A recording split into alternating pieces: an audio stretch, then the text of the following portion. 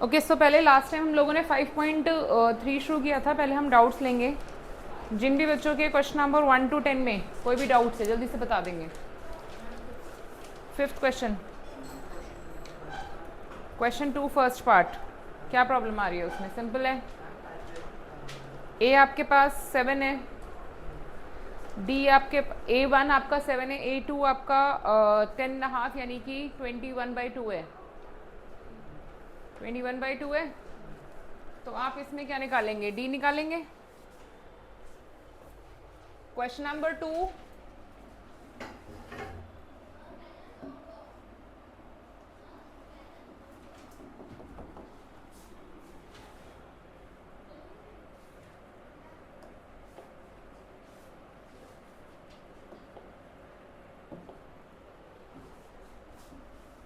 Question number 2 A1 NCERT से देख रहे हैं, exercise 5.3। Question number 2, A1 is 7, A2 is 10.5।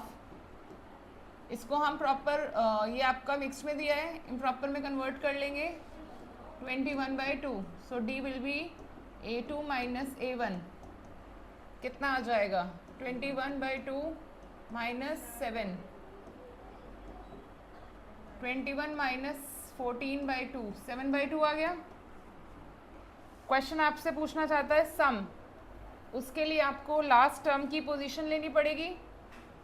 तो nth टर्म पर ले लेते हैं 84, a plus n minus 1d। आपके पास a भी है d भी है। 7/2 n minus 1 7/2 is equals to 84 minus 7। यहाँ से आपके पास n मिलेगा, नंबर ऑफ टर्म्स मिलेंगी। n माइनस 1 ये हो जाएगा आपका 77, 2 ऊपर 7 नीचे। n is equals to 22 plus 1, 23 आ गया n आपका। हाँ तो सम निकालिए। अभी सम कहाँ आया? Sum of 23 terms, 23/2 first term plus last term, 23/2 7 plus 84, 23/2 into ये आप क्या हो जाएगा 91। फ्रैक्शन में ही आएगा आपका आंसर। फ्रैक्शनल टर्म्स चल रही हैं तो फ्रैक्शन, ये रैशनल फॉर्म में आ रहा है आपका। ये मिक्स फॉर्म में लिख देना, एंड में अपॉन 2 में ही आएगा। ठीक है, एनी अदर डाउट? 5.3 एक्सरसाइज करके लाए काम भाई?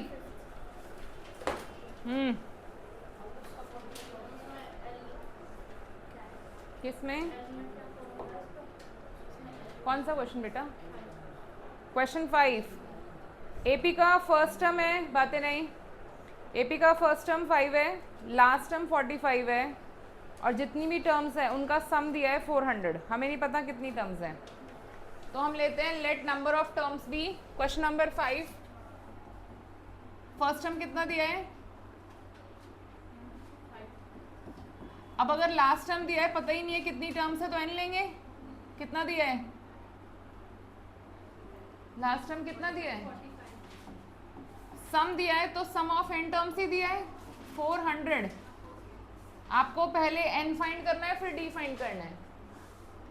तो मैं एस एन का फॉर्मूला यूज करूंगी, n/2 a plus A N वाला। एस एन की वैल्यू 400 है, एन पता नहीं है, ए और एन दोनों पता है, तो यहां से आपके पास एन आ जाएगा। एन की वैल्यू आपके पास आने वाली है 400/25, 16। इतनी टर्म्स हो गई है, तो यानी कि ये लास्ट टर्म से हम डी निकाल लेंगे। ए 16 से a प्लस 15d, a पता है,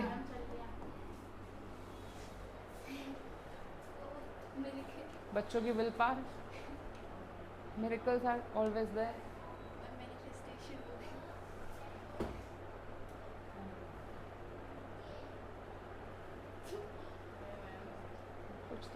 चल रही है। हाँ हाँ चल रहा है, चल रहा है।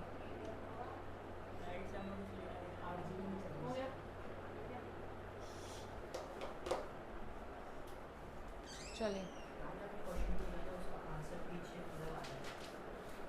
कोई बात नहीं, देख लेंगे, वैसे ही होगा वो। Okay, any other doubt till 10? Question number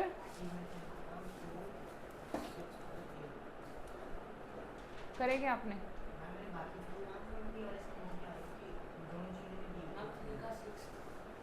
3 का 6th पार्ट देखते हैं। सब चीज़ें तो दी हुई हैं, क्या प्रॉब्लम है? बार बार सेम ही फॉर्मूलेज यूज हो रहे हैं। चलिए थर्ड के कुछ पार्ट्स में डाउट आ रहा है। कौन से पार्ट में?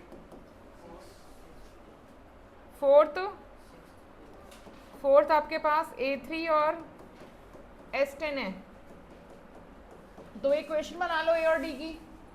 विश्रुत, ए और डी की दो इक्वेशन बना लो बेटा। ये पहली आ गई 10/2 2a + 9d, यही आएगा। ये कटा 5 नीचे जाएगा तो 2a + 9d 125/5 25। तो इन दोनों को सॉल्व कर लो।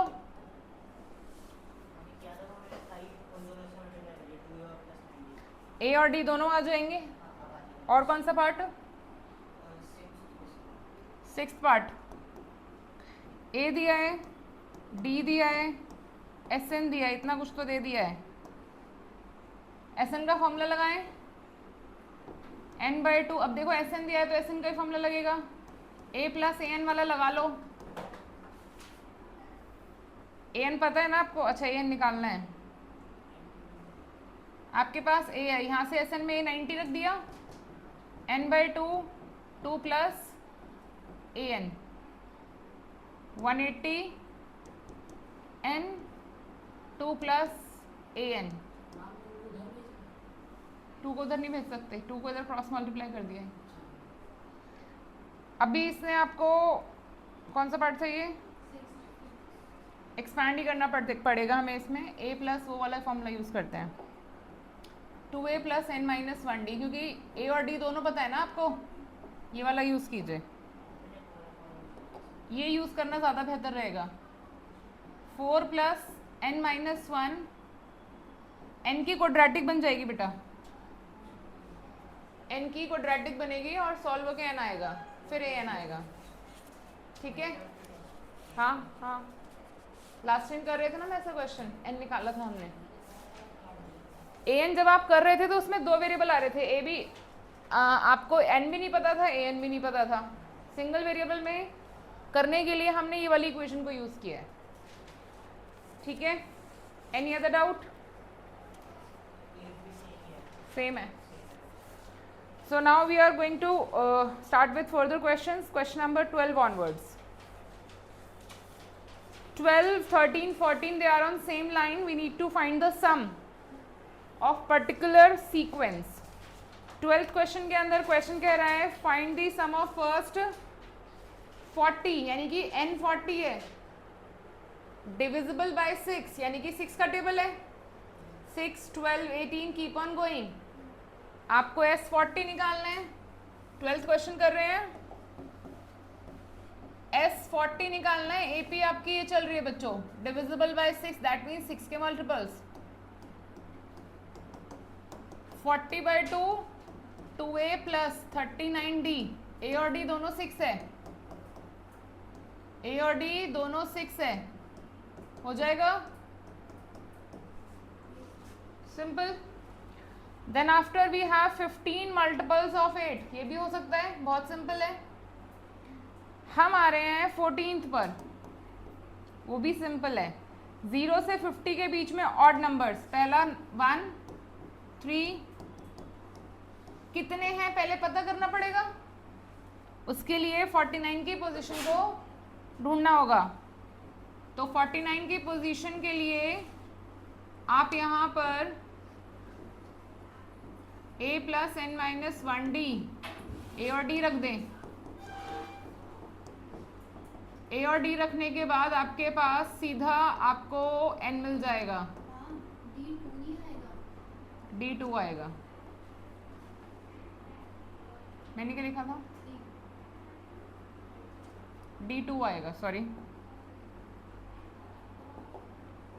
तो इट वुड बी 24 और n की वैल्यू हो जाएगी 25। S25 निकाल ले। अब क्योंकि लास्ट टर्म दिख रही है, so we prefer the formula in which we use first term and last term. 1 + 49, 625 आएगा। 25/2 इंटू 25, 50, 625। क्लियर है सबको?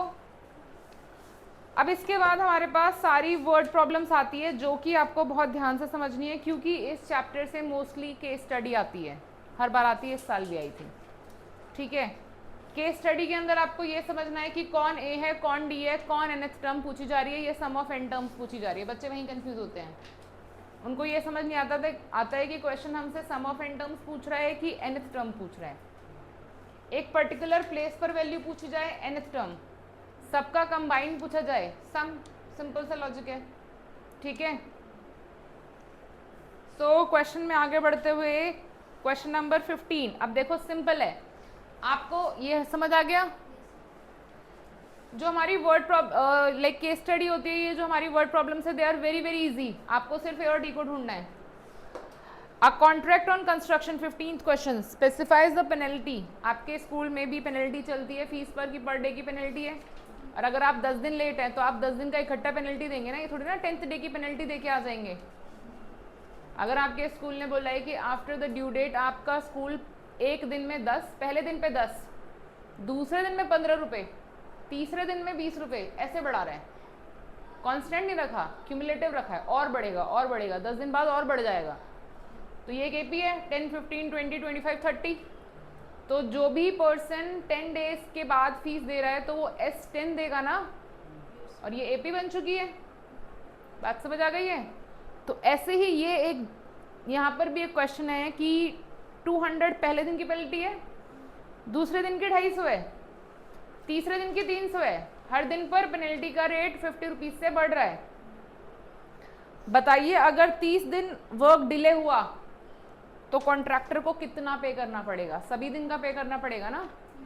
सो you need to find S30, जिसमें आपके पास ए बी है 200, डी है 50। Clear? Question clear? Okay, come to the next question 16th। अब समझें, अ सम of 700, आपके पास एक 700 रुपीज़ का अमाउंट है, जैसे मेरे पास 700 है और मुझे आप सबको एक प्राइज मनी देनी है, जो कि सबसे पहले बच्चे को जो क्लास में विनर होगा उसको सबसे ज़्यादा मिलेगी, उसके बाद जो विनर होगा उसको 20 से लेस होती मिलेगी, और मुझे अपनी ये 700 की प्राइज मनी 10 बच्चों में बांटनी है, मान लेते हैं। समझ रहे हैं? जिसमें से मैं बोलती हूँ कि जो भी प्राइस होगा, मुझे पहला प्राइस नहीं पता, मुझे पहला प्राइस नहीं पता, ए नहीं पता, यानी कि हाँ मुझे ये पता है कि हर प्राइस 20 रुपये से कम हो रहा है, हर प्राइस 20 रुपये से कम हो रहा है, तो मुझे डी पता है। अब इन्फॉर्मेशन देखो क्या क्या है, मुझे पहला प्राइस नहीं पता, ए नहीं पता, मुझे ये पता है हर प्राइस कम हो रहा है, तो -20, डी है -20। कितने लोगों में जाएगा? 10 लोगों में, यानी कि S10 मुझे पता है 700, 10 लोगों में जा रहा है ना, बट इस क्वेश्चन के हिसाब से ये जा रहा है 7 लोगों में। S7 यानी कि N भी पता है आपको। तो क्वेश्चन पढ़ने के बाद नेसेसरी इन्फॉर्मेशन को गेन करना सबसे पहली बात है। उसके बाद करना क्या है वो तो सिंपल है, वो सब बच्चे कर लेते हैं कि मुझे भाई AN यूज़ करना है, SN यूज़ करना है। बात है इन्फॉर्मेशन से जो चीज़ें आ रही है उसको आप कितने अच्छे से पकड़ पाते हैं। ठीक है, तो सम ऑफ 700 SN है वैसे तो ये, लेकिन पता चल गया 7 लोगों में डिवाइड हो रहा है, तो S7 है ये। ए का नहीं पता, बी का पता है -20। तो बताइए क्या क्या प्राइस डिस्ट्रीब्यूट हुए, तो मुझे ए और डी दोनों निकालने हैं। S7 का फॉर्मूला लगाएंगे, 7/2 2a plus n 7 - 1 6 d। S7 की वैल्यू 700, 7 नीचे 2 ऊपर, a पता नहीं 6, अच्छा d तो पता ही है -20, सिर्फ यही निकालना है आपको। 200 प्लस 120/2, पहले 120 आएगा फिर 6 से डिवाइड हो जाएगा, 320/2, तो यानी कि पहला प्राइज मनी है 160 रुपीज़ का। अब सारे प्राइज मनी आ जाएंगे, 20 लेस करते जाएंगे, तो सारे प्राइज मनी बता देंगे हम, 160, 140, 120, 100, 80, 60, 40, 20।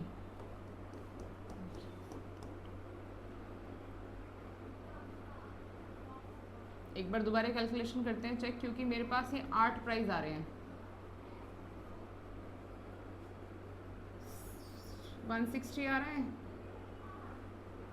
160 के बाद 120, 140, 120, 100, ये 200 आएगा, यहाँ पर ऐड हो जाएगा 120 और फिर 2 से डिवाइड होगा, 320, 160 आ रहा है,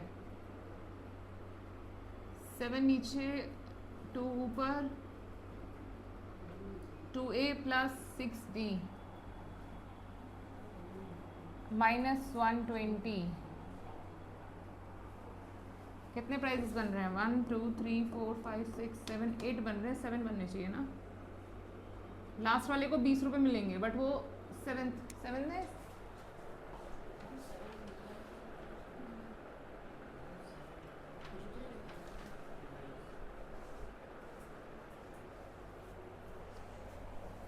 (7/2) n/2 2A plus n minus 1D। ठीक है, सही चल रहा है। 6 दूनी 12, कम हो रहा है, प्राइस मनी कम होती जा रही है, सबसे पहले को ज़्यादा मिलेगी। 200 यहाँ से ऐड हुआ, 320, 2 1 2, 2 6 12। एक बार आंसर चेक कीजिए बच्चों।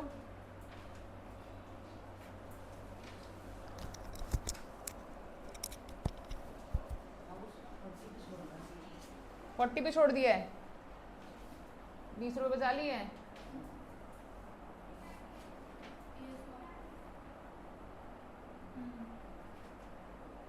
तो लास्ट वाले को 40 मिल जाएगा।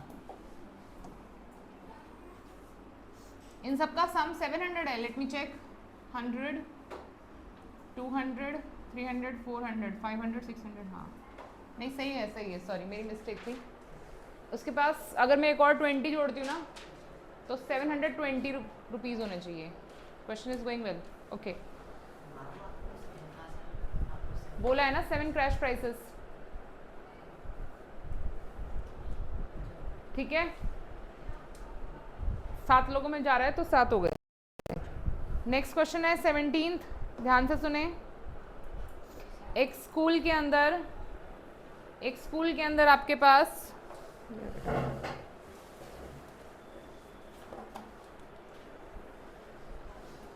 स्टूडेंट्स जो हैं पोल्यूशन को रिड्यूस करने के लिए प्लांटिंग कर रहे हैं, और प्लांटिंग जो हो रही है वो किस प्रोसेस से हो रही है कि हर स्कूल में जितनी भी क्लासेस हैं, मतलब स्कूल के अंदर जितनी भी क्लास है, हर क्लास उतने ही प्लांट लगाएगी जितनी वो क्लास है। लाइक फर्स्ट क्लास है 1 प्लांट, सेकेंड क्लास है 2 प्लांट, तो 12th क्लास 12 प्लांट लगाएगी। तो एपी बनेगी 1 2 4 12 तक। लेकिन ट्विस्ट ये है कि हर क्लास के 3 सेक्शन है। तो बताओ टोटल कितने प्लांट हुए, कितने ट्रीज प्लांट करे गए? तो फर्स्ट क्लास ने 3 प्लांट करे हैं क्योंकि 3 सेक्शन है। पहली फर्स्ट क्लास ने 3 प्लांट करे हैं। क्लास 1 कितने कर रही है? 3 × 1। क्लास 2 3 से मल्टीप्लाई क्यों कर रहे हैं? क्योंकि हमारे पास सेक्शन 3 है बच्चों। लाइकवाइज चलता रहेगा। अब अगर मेरी क्लास 12th है तो वो कितने ट्री प्लांट कर रही है? 36। टोटल बताइए कितने ट्री प्लांट हो गए? तो हमें S12 निकालना है, 12/2 फर्स्ट प्लस लास्ट, लास्ट तो पता है इस बार, 6 × 39 कितना आ जाएगा 54।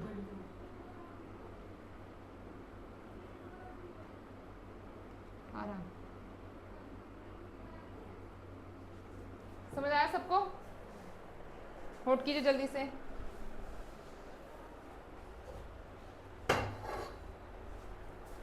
बेटा जब जाओगे ना पहले इसको बाहर रखना, हाँ जल्दी से नोट कीजिए।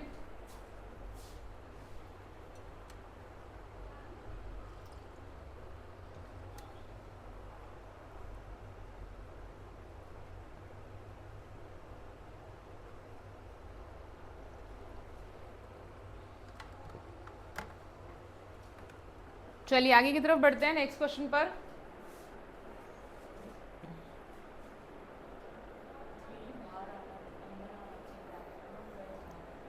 क्या फर्क पड़ता है, मल्टीप्लाई होगा।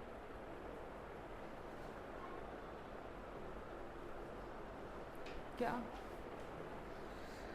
अ स्पाइरल इज, नेक्स्ट क्वेश्चन 18, एक स्पाइरल है made up of successive semi circles with centers alternatively at A and B। अब क्या हो रहा है हमारे पास, बोर्ड पर ध्यान। पहला सेमी सर्कल है, उसका सेंटर, उसका रेडियस बोला है 0.5 सेंटीमीटर का है, तो ये मेरा सेमी सर्कल बन गया। दूसरा सेमी सर्कल बनेगा तो उसका रेडियस 1 है, ये बड़ा है, बाहर निकल रहा है। दूसरे का, अगले का 1.5 है, तो ये मेरा सेमी सर्कल 1, सेमी सर्कल 2, ये वाला मेरा सेमी सर्कल 3। चलते चलते मेरे पास ऐसे 13 सेमी सर्कल आएंगे। बताइए कितनी लेंथ यूज, कितना वायर यूज हो रहा है इन सेमी सर्कल्स को बनाने में। वायर यूज हो रहा है तो सर्कमफ्रेंस, तो मुझे सबके सर्कमफ्रेंस निकाल कर ऐड करने हैं, जाहिर सी बात है, और मुझे सबका रेडियस भी पता है, तो कोई बहुत बड़ी बात नहीं है। तो circumference of semi circle 1, R इसका 0.5 है, तो पाई आर होता है सेमी सर्कल का, 2 पाई आर पूरे का होता है, पाई 0.5, जिसको कि आप π/2 लिख सकते हैं, 5/10 को 5/10 में कैंसिलेशन होगी, π/2 आ जाएगा। Circumference of semi circle 2, R1 हो गया, pi × 1, pi only. Circumference of semi circle 2, radius इसका 1.5 है, पाई 1.5, 15/10 करेंगे 3/2 आएगा। इतना काफ़ी है हमारे लिए, इतनी टर्म्स काफ़ी है S13 निकालने के लिए। S13 के लिए मुझे A और D तो चाहिए, आप चाहें तो SC13 भी निकाल सकते हैं, बट ज़रूरत कोई नहीं है। n/2 2A प्लस n-1D, ये फॉर्मूला है मेरा SN का। तो मेरा n जो है बच्चों 13 है, 13/2, A मेरा π/2 है, और अगर आप D देखेंगे तो पाई माइनस π/2, फिर से π/2 ही आएगा। क्लियर? तो 2 × π/2, 12 × π/2, ये समझ आया सबको? तो यहाँ पर बहुत तरीके से बच्चे कैलकुलेशन करते हैं, पाई को भी पहले ही पुट कर लेते हैं 22/7, बट अभी कुछ नहीं करेंगे, ये कट रहा है, 7 पाई हो गया, ये पाई प्लस 6 पाई 7 पाई। अब पुट करो पाई की वैल्यू, 22/7 क्वेश्चन दे रहा है आपको, देखो पाई की वैल्यू अपनी मर्जी से नहीं लेनी है, क्वेश्चन देगा वही लेनी है, ये आंसर आएगा आपका। समझ आया सबको? सिंपल था, जल्दी से नोट डाउन कीजिए।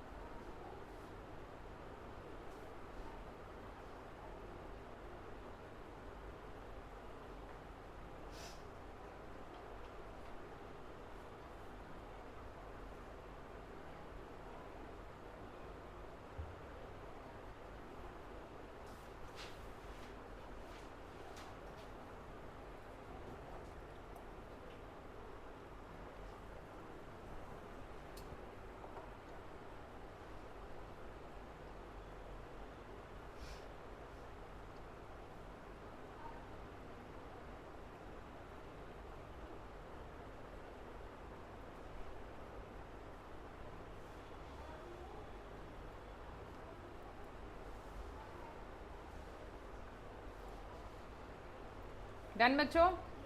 ओके, नेक्स्ट क्वेश्चन हमारे पास यहाँ पर लॉग्स से रिलेटेड है। देख रहे हैं पीछे 19th के अंदर वुडन लॉग्स को एक अरेंजमेंट दिया हुआ है। सबसे लास्ट वाली, अब वो हमारी सबसे पहली कहलाएगी, ये सबसे लास्ट भी बोल सकते हैं उसको। जो ऊपर होती है वो सबसे पहली होती है।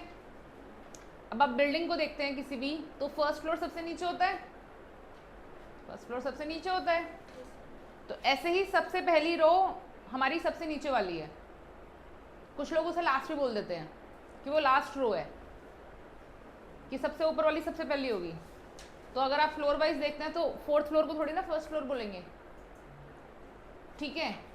तो यहाँ पर हमारी पहली रो सबसे लास्ट में जो दिख रही है वो है, उसके अंदर कितने लॉग हैं, जबकि इसने बॉटम बोला है उसको। देखो क्वेश्चन ने बॉटम ही बोला है, बॉटम ही है वैसे, बट हमारे लिए वो फर्स्ट A1 होगा, हमारी AP के लिए वो A1 होगा, ठीक है।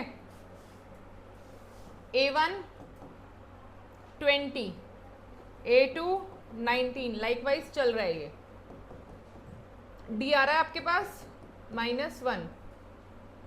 टोटल लॉग्स हमें नहीं पता कितने अरेंज करे हैं, टोटल लॉग्स इसके पास 200 है। देखो बच्चों घूम फिर कर सारी इन्फॉर्मेशन वही आती है बार बार, जो थर्ड क्वेश्चन में चल रही थी। अगेन एंड अगेन वही सब चीज़ें आपके पास आ रही है। A पता है, D पता है, N निकालो जी, ये पता है, वो पता है, ये निकालो। मतलब 2-3 चीज़ें देके तीसरा कुछ पूछ लेते हैं और फॉर्मूला हमारे पास SN और N ही चलता है हर बार। तो यहाँ पर अब SN का फॉर्मूला मैं लगा रही हूँ, क्वाड्रेटिक बनेगी लेकिन इस बार ये वही वाला है जिसमें A और D दे देते हैं और N निकालना पड़ रहा है हमें। N/2 40, N-1 -1 200, ये 2 उधर जाएगा तो 40n माइनस, क्योंकि -1 और n से मल्टीप्लाई हो रहे हैं, -n², -1 और 1 1 और इंटू n तो +n, तब तक वो हो चुका है 400। तो यहाँ पर क्वाड्रेटिक थोड़ी सी इजी है कंपेयर टू दैट जो हमने लास्ट टाइम क्वेश्चन किया था क्लास के अंदर। इन सबको उधर ले जा रहे हैं, n² पॉजिटिव हो जाएगा, n और ये 41n हो जाएगा, प्लस 400 आपके पास रखा हुआ है। समझ आया ये? तो 400 की स्प्लिटिंग कर लेते हैं। 400 का फैक्टराइजेशन इजी है, जल्दी से हो जाएगा। अगर आप चाहें तो D मेथड से भी कर सकते हैं।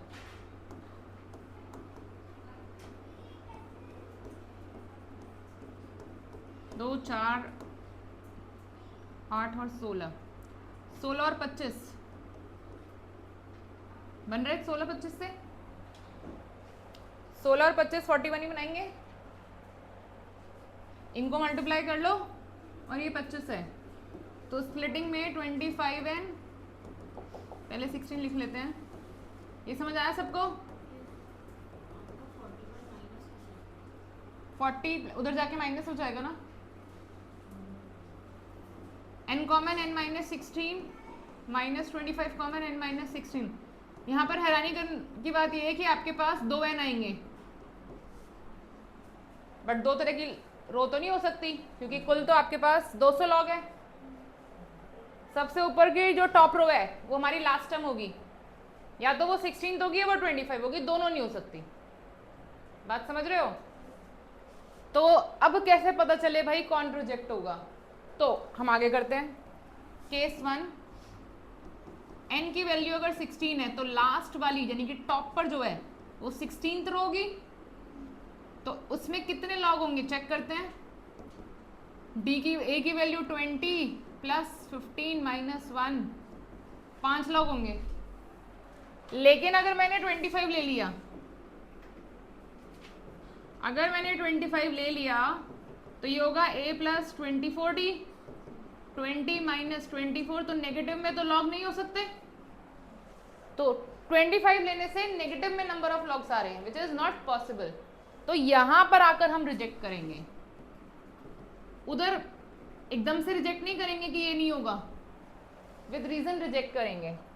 सो total number of logs in the top row is, आपका आंसर क्वेश्चन के अकॉर्डिंग वर्ड प्रॉब्लम में हमेशा होना चाहिए। Total number of logs in top row is 5। पता चल गया ना? टॉप रो 16 है, उसमें 5 लॉग है।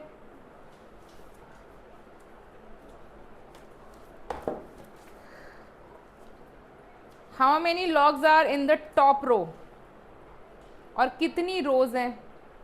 नंबर ऑफ रोज कितनी है? 16। तो दोनों बता देते हैं।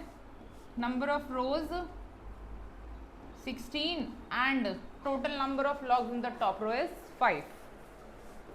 क्लियर है सबको? इसकी केस स्टडी बहुत सिंपल आती है, बट क्वेश्चन को ट्विस्ट करने के लिए ना स्टोरी के अंदर स्टोरी डाल देते हैं, बच्चा कंफ्यूज हो जाता है।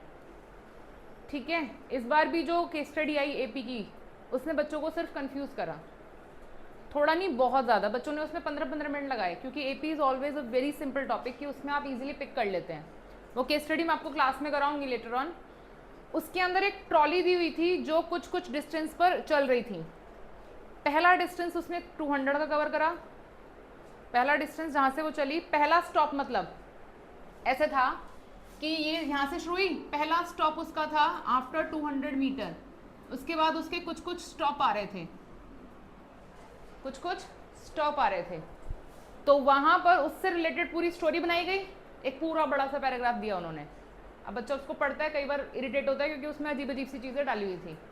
फिर एट द एंड उसने क्वेश्चन पूछा, तो ये जो 200 था ना, ये कंफ्यूज कर गया बच्चों को कि ये ए है कि क्या है कि क्या नहीं। इसका इस एपी में रोल ही नहीं था 200 का।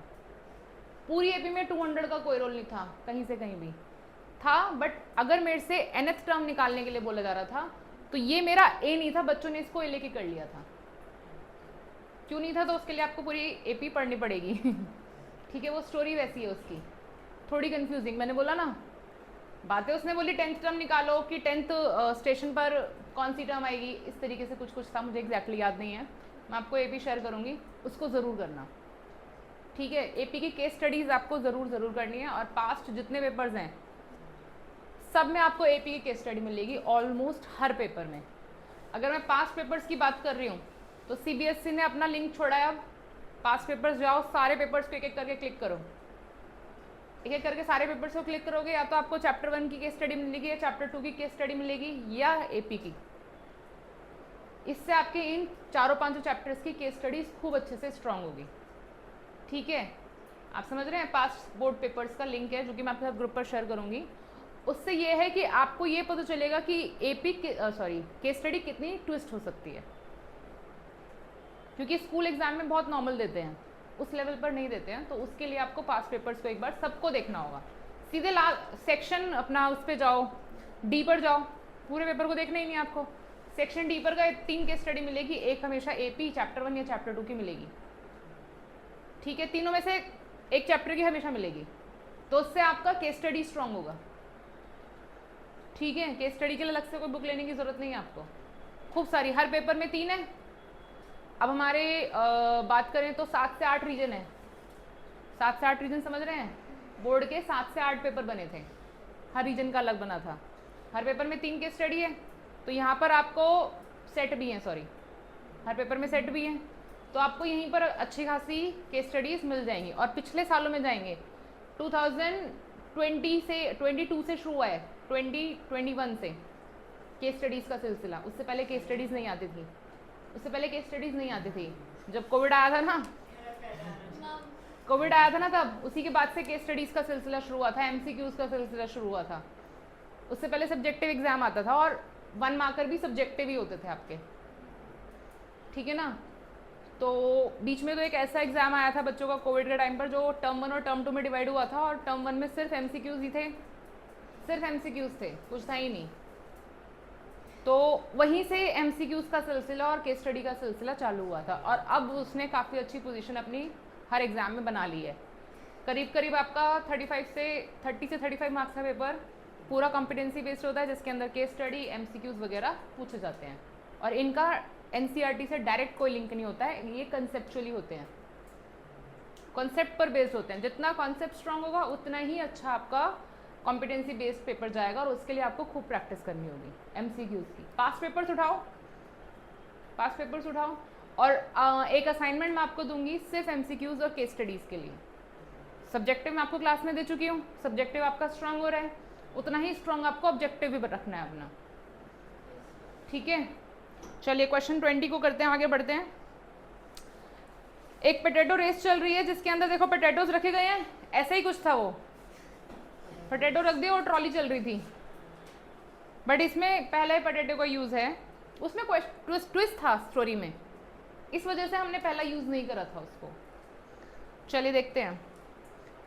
बकेट रखी गई, कैसे गए ये पोटैटो रेस कैसे चल रही है, एक बकेट है, इसमें सारे पोटैटोज को डालना है, कितने पोटैटोज हैं, 10 पोटैटोज हैं, ठीक है, तो n तो 10 है। पहला पोटैटो प्लेस किया गया इससे 5 मीटर दूर। अब रेस कैसी है, यहाँ से शुरू करेगा बच्चा, जाएगा और लाएगा, तो पहले पोटैटो को डालने में उसका 10 मीटर लगेगा, आना जाना दोनों कवर हो रहा है। फिर वो दूसरा पोटैटो पिक करने जाएगा, 3 बढ़ रहा है, 10th पोटैटो लास्ट में है। किंजल तुम सबसे पहले यहाँ से भाग के नहीं जाओगे, पीछे से शुरू करोगे, पीछे से शुरू करोगे, मुझे पता है तुम उल्टा काम करते हो। तो ये ऐसे ही चल रहा है, सीक्वेंस में चल रहा है। तो पहला पोटैटो उठाने के लिए उसने कितना डिस्टेंस कवर करा वो लिख रहे हैं हम। दूसरा पोटैटो उठाने के लिए उसने कवर करा है 8 और 8 16। तीसरा पोटैटो उठाने के लिए उसने कवर करा है 22। इतना काफी है, सारे निकालने की जरूरत नहीं है, दिख रहा है सीक्वेंस है, एक एपी फॉर्म हो रही है, फिक्स डिस्टेंस से यहाँ पर हमारा इंक्रीमेंट हो रहा है। तो डी अपना 6 है, ए अपना 10 है, बताओ कितना डिस्टेंस कवर करेंगे टोटल, S10 निकाल दो, 10/2 2a + 9d, वैल्यू पुट करो, ए की डी की खत्म कहानी, ठीक है, समझ आया सबको।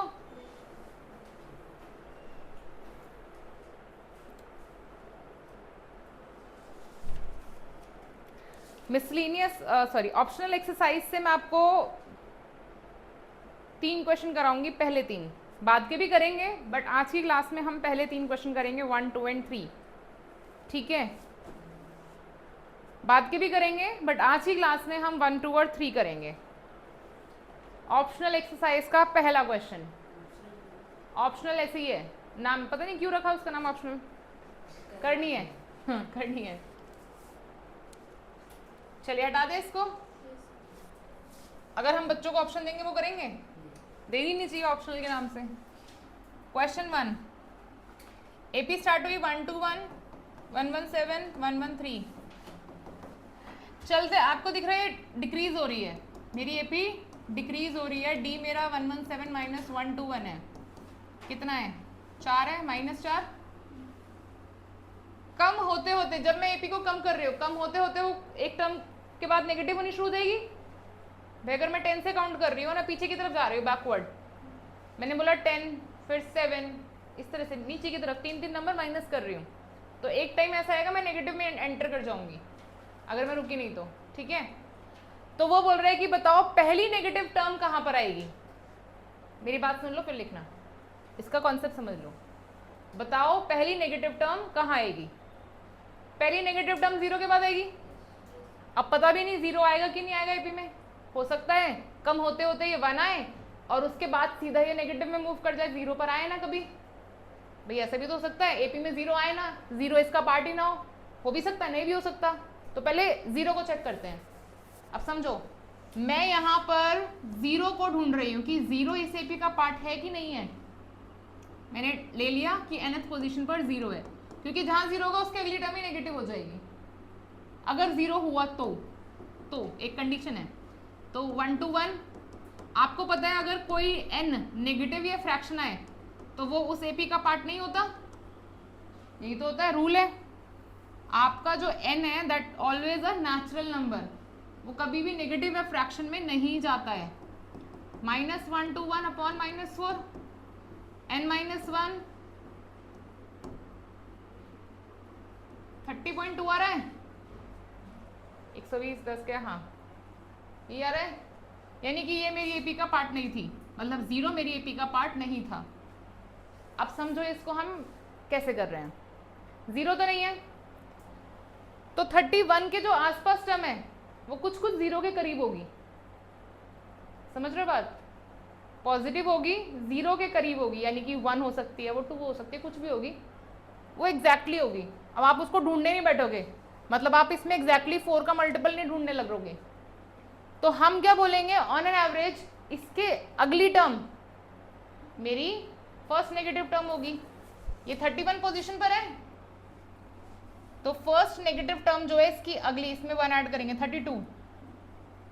अब देखते हैं वो क्या होगी, मतलब आप बोलोगे मैम ऐसे कैसे अंदाजा लगा लिया आपने, 32 चेक कर लेते हैं हम, इसकी 31 और 30, वैसे तो मेरा आंसर आ चुका है, बट मैं आपको यहाँ पर कराती हूँ कि A31 देखो आप, A + 30D 121 माइनस 0 के आसपास 31, समझ आई बात, आप निकाल लो 32, 121 31D 121 माइनस 4 से करना है ना हमें, तो 0 तो नहीं थी इसकी टर्म, बट 0 ने हमें यहाँ पर अप्रोक्सीमेशन बता दिया कि 31 इसकी लास्ट पॉजिटिव टर्म रही होगी, नियरेस्ट, ठीक, तो वो मिली पहली लास्ट पॉजिटिव टर्म थी, वो जो भी थी, ठीक है। 0 आपको पता है ना नेगेटिव होता है ना पॉजिटिव होता है, तो इससे पहले जो भी होगा 31, इससे पहले वाली पोजीशन तो 31 ही होगी ना, 31.2 तो बाद में आ गई, तो उससे पहले वाली पोजीशन जो भी होगी उसमें मेरी एपी की लास्ट पॉजिटिव टर्म रही होगी, और उससे अगले पर मेरे पास 32th टर्म आ चुकी है जो कि पहली नेगेटिव टर्म है। इसको करने का एक और तरीका भी है, इनइक्वालिटी उसमें इंट्रोड्यूस करानी होगी, और उसमें फिर इनइक्वालिटी के रूल आपको बताने पड़ेंगे मुझे। इनइक्वालिटी मतलब लेस देन और मोर देन, वो भी हम कर सकते हैं अगर आपको देखो ये तो मैंने आपको चेक करा दिया, दिस वाज चेकिंग, बोर्ड पर ध्यान रहे, अभी जाना नहीं है, जाना मतलब कि लिखना नहीं है, सुन लो। एक मेथड तो ये है जिन बच्चों को इनइक्वालिटी पल्ले नहीं पड़ती कि मैम हमें तो नहीं समझ आता इनइक्वालिटी क्या है, तो इनइक्वालिटी है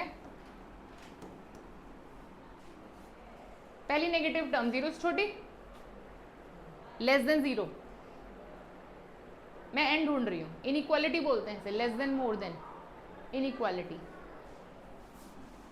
मैं सॉल्व कर रही हूँ जैसे ये करा था, बिल्कुल वैसे ही सेम तरीके से करते करते मैं यहाँ पर आ जाऊंगी, नहीं यहाँ नहीं आऊँगी, या इसमें ना रूल बताना पड़ेगा आपको इनइक्वालिटी का। इनइक्वालिटी का रूल क्या होता है आप बोलोगे, इनइक्वालिटी का ये लेस देन है, ये समझ नहीं आ रहा, सुन तो लो, अभी तो सुना ही नहीं पूरा। लेस देन 0 एन ढूंढ रहे हैं, एन कहाँ 0 से छोटा है, where nth term is less than 0, वो एन ढूंढ रहे हैं हम, ये यहाँ पे भी करा था कि कहाँ पर पहली नेगेटिव टर्म है, तो बस मैंने सिंबल बदल दिया, पहले तो मैं यहाँ एग्जैक्टली इक्वल टू ढूंढ रही थी, आपको अंदाजा बताया कैसे लगाना है वो हो गया, बट ये एक्चुअल में ये प्रोसेस है, ये यहाँ जाएगा -1 to 1। अब इनइक्वालिटी का एक रूल है, जब नेगेटिव से मल्टीप्लाई या डिवाइड होगा वो रिवर्स हो जाएगा, देखो अब 1 लेस देन 2 है, लेकिन नेगेटिव से मल्टीप्लाई करती उल्टा हो जाता है। इनइक्वालिटी का रूल है, नेगेटिव से मल्टीप्लाई होते ही रिवर्स टर्न मार लेता है, समझ गए बात। तो यहां भी एक रिवर्स टर्न लगेगी जब मैं -4 से डिवाइड करने जा रही हूं। अब एडिशन सब्ट्रैक्शन आप कितनी मर्जी करो यही रहेगा, लेकिन मल्टीप्लाई और डिवाइड के केस में ये यू टर्न लेता है सीधा, मतलब नेगेटिव से पॉजिटिव हो जाएगा। तो n-1 मोर देन -4 से डिवाइड किया, इस कारण से नेगेटिव से नेगेटिव कट गया। अब देखो ये तो मैं निकाल ही चुकी थी, this was 30.2, n is more than 31.2, इससे बड़ा नेचुरल नंबर n 31.2 से बड़ा है, इससे जस्ट बड़ा नेचुरल नंबर कौन है 32, therefore n is 32। एक्चुअल तरीका तो यही है, बट इनइक्वालिटी के रूल बच्चों को समझ नहीं आता, समझ तो आगे भाई इतना कुछ डिफिकल्ट नहीं है। तो इस वजह से टीचर्स ये वाले मेथड भी बता देते हैं। दोनों ही करेक्ट है, दोनों ही वैलिड है, ठीक है, दोनों ही वैलिड है। घबराने की बात नहीं है कि ये सही होगा कि नहीं होगा, वो सही होगा कि नहीं होगा, दोनों ही सही है। आपको अगर वो समझ आता है तो आप वही कीजिए। इनइक्वालिटी का रूल बहुत सिंपल है, आपको मैंने समझा भी दिया। 1 2 से छोटा होता है, नेगेटिव साइन मल्टीप्लाई करते ही रिवर्स हो जाता है, ठीक है।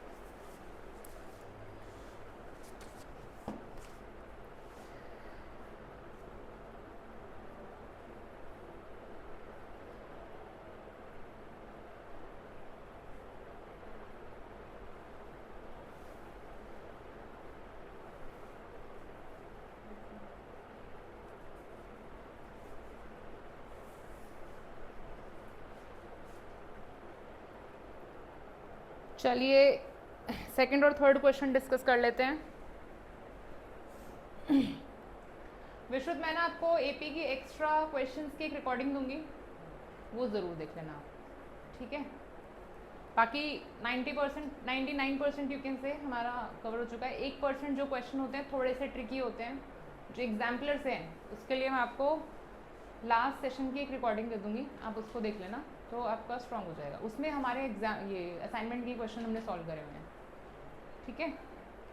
और स्टैटिस्टिक्स का क्या स्टेटस चल रहा है, कितना रह गया है? अननोन रह गया ना, मीन के ठीक। कल तुम आ रहे हो, मैं तुम्हें टाइमिंग्स बता दूंगी, ठीक है। ओके, क्वेश्चन नंबर 2 पर देखें। सिंपल है, कोई बड़ी बात नहीं है, पता नहीं क्यों ऑप्शनल में डाला है, हटा दें इसको। देखो, थर्ड और सेवेंथ टर्म का सम 6 है, a3 प्लस a7। एक a और d की इक्वेशन आएगी, a plus 2d plus a प्लस 6d is equals to 6। Linear equation आ गई ना, 2a plus 8d is equals to 6। फिर दूसरी भी आएगी, प्रोडक्ट ऑफ दीज इज 8, यानी कि a3 इंटू a7 8। लिखना ही पड़ेगा लग रहा, लिख लिया। ये आपको दिया a3 और 7 का सम, तो यहाँ से देखो सम से एक इक्वेशन आ गई, हम क्वाड्रेटिक करके आ चुके हैं। लीनियर के साथ प्रोडक्ट आ जाए क्वाड्रेटिक ही बनता है। 2 से डिवाइड कर लो, a की वैल्यू आ जाएगी, समझ आ गई बात। अगला बोला उसने इन्हीं का प्रोडक्ट, a3 और a7 का प्रोडक्ट दे दिया है 8। a प्लस 2d मल्टीप्लाई है, यहाँ पर मल्टीप्लाई करने से पहले ही a की वैल्यू रख दे ताकि d में बन जाएगी, सिंगल वेरिएबल रिड्यूस हो जाएगा। अगर आप मल्टीप्लाई करने के बाद रखोगे कॉम्प्लिकेटेड हो जाएगा, स्टेप्स बढ़ जाएंगे अननेसेसरी के। रखते हैं a की value 3 minus 4d plus 2d, 3 minus 4d plus 4d, हाँ 6 आएगा ना, ये तो 6d। समझ आया ये? तो ये अपना 3 माइनस 2d और 3 प्लस 2d हो गया। तो ये आइडेंटिटी बन रही है a plus B minus B की, A square minus B square. 9 है ये, 8 को इधर बुला लो, 2d को उधर शिफ्ट कर दो। 9 minus 8 is equals to 4d square, 2d का स्क्वायर 4d स्क्वायर, तो 1/4 आ गया d स्क्वायर। d नहीं आया अभी, तो d आपको पता है प्लस माइनस के साथ रूट को प्लेस करेंगे और आपका d 2 आएंगे, एक नहीं 2 आएंगे।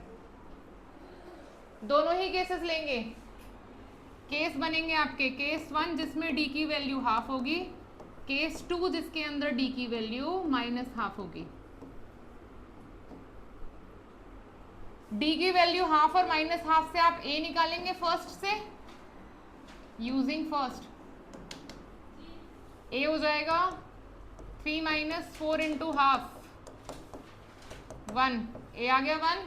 क्या पूछ रहा था क्वेश्चन मेरे से 16 टर्म्स का सम पूछ रहा है, कर लेंगे a और d की वैल्यूज को रख के। यहां पर भी a की वैल्यू निकलेगी फर्स्ट से, यूजिंग फर्स्ट 3 प्लस 2 5। क्या कर रहे हैं? ये ए है ना, ठीक है, ए आ गया 5, डी आपका -5 है, एस 16 आ जाएगा। फॉर्मूला लगा लेंगे बच्चों, ए और डी की वैल्यूज को आप रख सकते हैं 15D, ठीक है।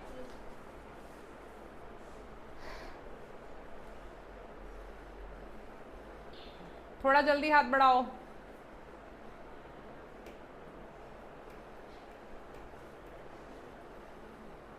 अब थर्ड क्वेश्चन थोड़ा सा लॉजिकल बट सिंपल।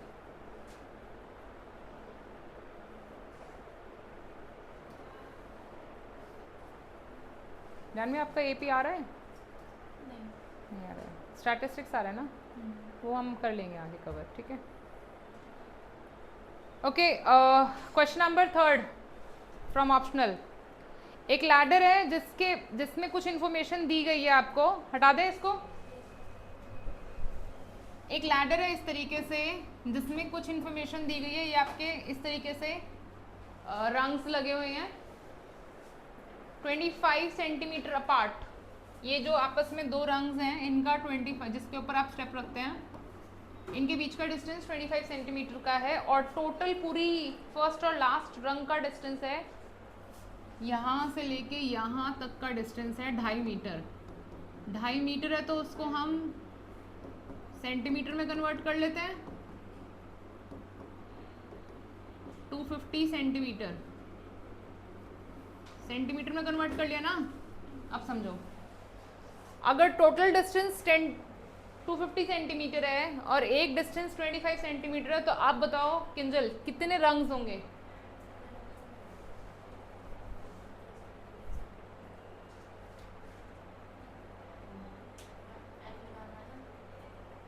एन कहाँ से आ गया? एन की कोई बात नहीं हो रही है यहाँ, एन को भूल जाओ।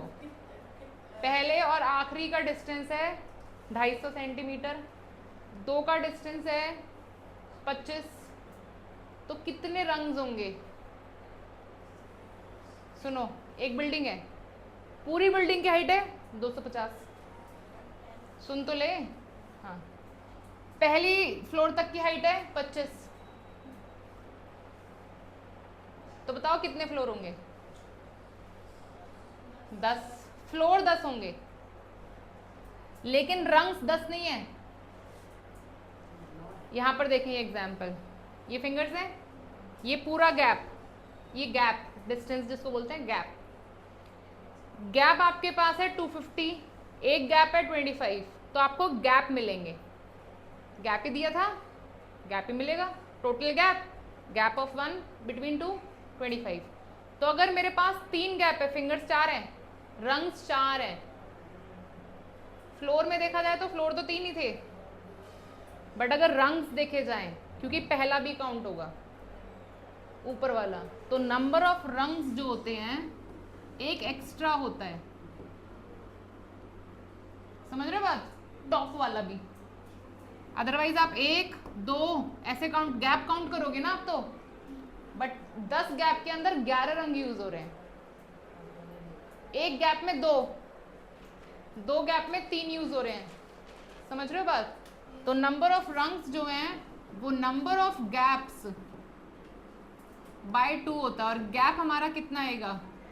सॉरी, नंबर ऑफ गैप +1, और total gap divided by consecutive gap.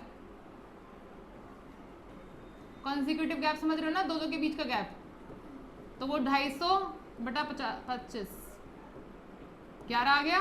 इतना लिखने की जरूरत नहीं है, डायरेक्टली भी लिख सकते हैं, ये आपके समझाने के लिए मैं लिख रही हूँ ताकि भूले ना कैसे किया था। अब वो पूछ रहा है बताओ इन रंग्स को बनाने में कितनी वुड यूज होगी? 11 रंग्स है। अब इसने इसके बारे में जानकारी दी है कि ये सबसे नीचे वाला 45 का था, सबसे ऊपर वाला 25 का है लेंथ में। ये 45 की लेंथ का है, ये 25 की लेंथ का है। एक कांस्टेंट डिस्टेंस से कम होते जा रहे थे ये। तो S11 मुझे निकालना है, मुझे फर्स्ट पता है, मुझे लास्ट पता है, D की जरूरत ही नहीं है मुझे। 25 प्लस 45 70 हो गया। 35 मल्टीप्लाई कर लेंगे, आपके पास पता चल जाएगा इतनी टोटल लेंथ यूज हुई है रंग्स को बनाने में। क्लियर? सो आज के लिए हम इतना ही करेंगे।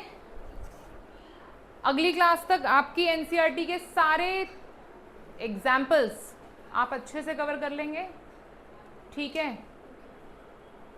और वर्कशीट्स जो मैंने बोली थी अब मैं वो ग्रुप पर शेयर कर दूंगी। सभी बच्चे सारी वर्कशीट्स करेंगे, जिसमें चैप्टर वाइज है, वो टेस्ट बेस्ड है। टेस्ट बेस्ड समझते हैं, 1-1 घंटे की है। हाँ, जैसे पहले भेजी थी, तो एक टेस्ट की तरह टाइमर लगाकर आप उसे करेंगे, सारे चैप्टर्स को रिवाइज, ताकि आपका बना रहे रिवीजन। हर दिन की एक वर्कशीट के हिसाब से 5-6 भेज देंगे, जिसके अंदर 5 चैप्टर आपके कवर होंगे, किसी में 2, किसी में 3, किसी में 4, किसी में 5, ठीक है? और साथ साथ एमसीक्यूज और केस स्टडीज़ के लिए जो आपकी पूरी वर्कबुक जो आपको मिलेगी यहाँ पर हार्ड कॉपी, अभी के लिए मैं चैप्टर 1 to 5 की उसकी सॉफ्ट कॉपी शेयर कर दूंगी, ताकि आप उनको प्रैक्टिस कर सकें, ठीक है? आज के लिए इतना ही करेंगे बच्चों।